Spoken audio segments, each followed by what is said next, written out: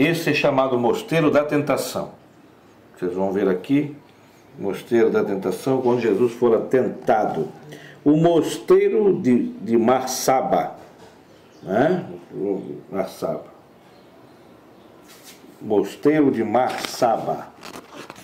Aqui, Caná da Galileia, a famosa Caná da Galileia, conhecido nos relatos bíblicos no Novo Testamento.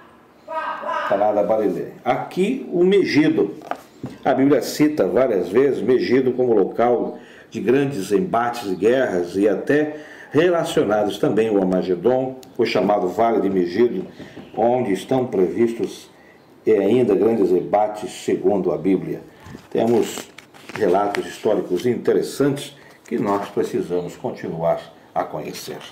Aqui é Haifa, a cidade de Haifa, uma cidade histórica e muito conhecida em nosso tempo e muito visitada exatamente pela sua estrutura, pela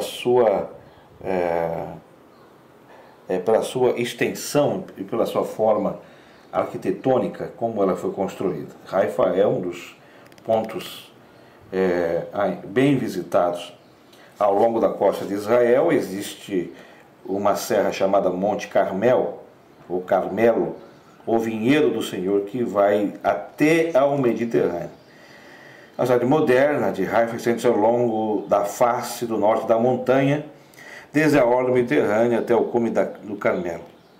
Fundada na década de 1930, Haifa é atualmente a terceira maior cidade de Israel, bem como seu mais importante porto comercial para a indústria pesada. Com a sua bela cúpula dourada e brilhante, né, ela é o centro mundial e constitui o ponto de referência central da cidade. Os chamados Wai vieram da Pérsia por volta de 1844 e tem atualmente mais de 2 milhões de seguidores, segundo Haifa, a sua cidade sagrada.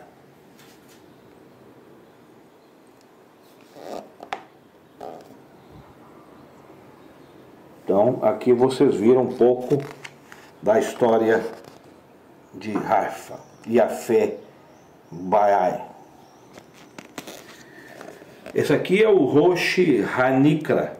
Rosh Hanikra, um local bonito por natureza e destino muito frequentado por visitantes que vêm à Terra Santa. Poderosas vagas esculpiram uma falésia branca e plana que refugia ao sol da tarde. Fica exatamente alinhada debaixo da fronteira com o Líbano. Um local realmente maravilhoso e de grande repercussão histórica. Um lugar lindo para ser visitado por todos os nossos turistas. Aqui chamado Bet Shearim.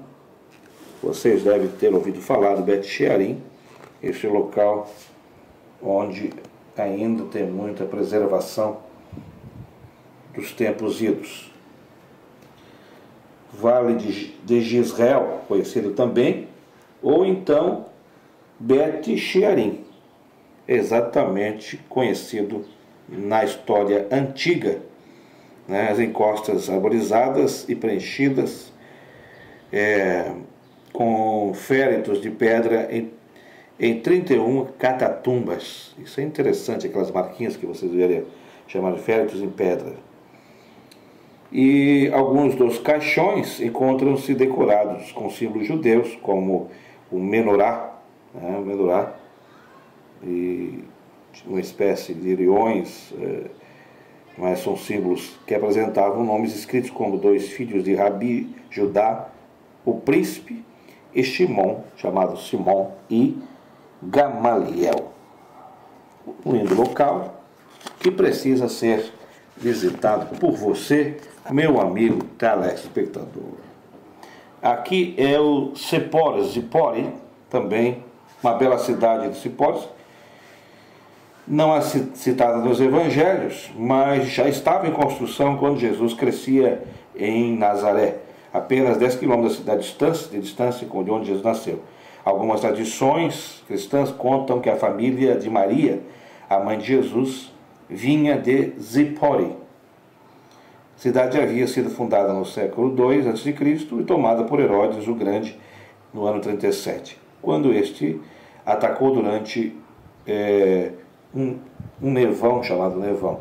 Herodes Antipas voltou a construir a cidade e essa tornou-se mais tarde, particularmente, uma cidade importante quando os samaritanos para lá foram sob as mãos hábeis de Judá Hanasi e compilaram o Moziná, uma coleção da lei oral hebraica.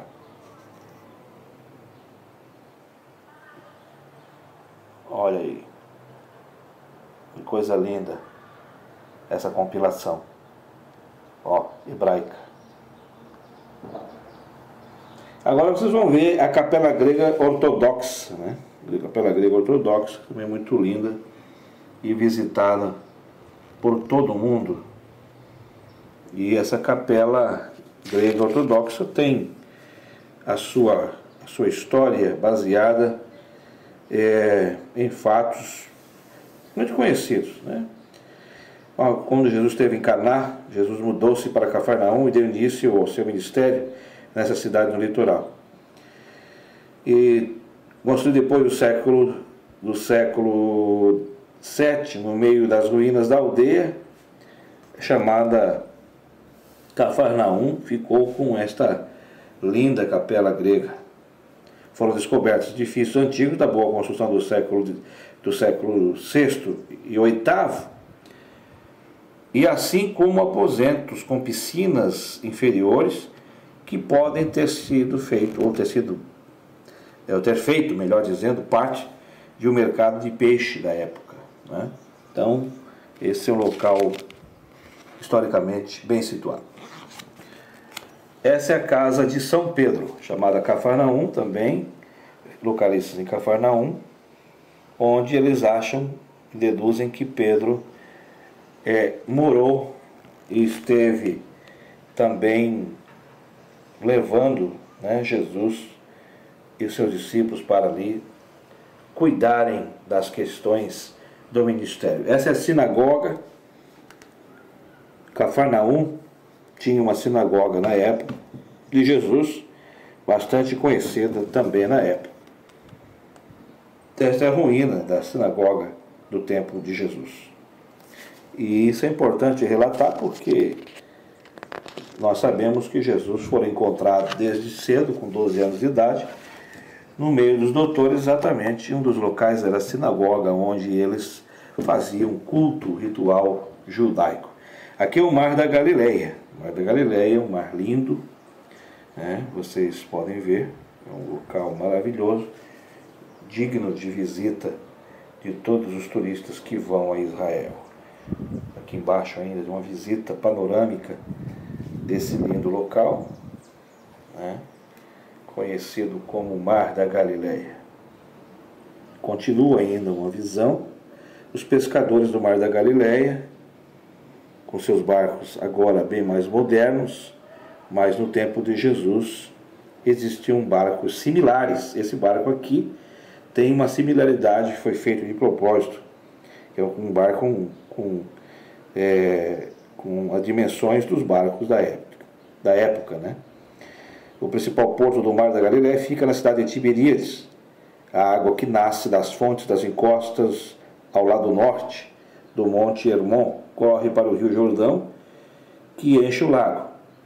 O mar tem perto de 13 km de largura e pouco mais de 20 km de comprimento. Não é tão grande, e o seu nome hebraico é Kinneré, vem da palavra usada para harpa, cujo formato o mar imita, tipo uma harpa. Nos evangelhos aparecem vários nomes: Genezaré, o nome de uma cidade cananita próximo ao lago, o mar Tiberíades, a vista do monte Arbel mostra a planície de Genezaré, onde, segundo o registro, muitos dos trabalhos de Jesus se desenvolveram. Ainda hoje existem barcos de pesca nestas águas. Um barco de pesca recentemente descoberto, que exatamente essa demonstração, essa relíquia, essa descoberta, pelo formato dele, né, côncavo, né, demonstra como era como eram os barcos da época, não muito diferente dos nossos barcos de hoje. Então, isso aí é um pouco da história do mar da Galileia. Aqui as igrejas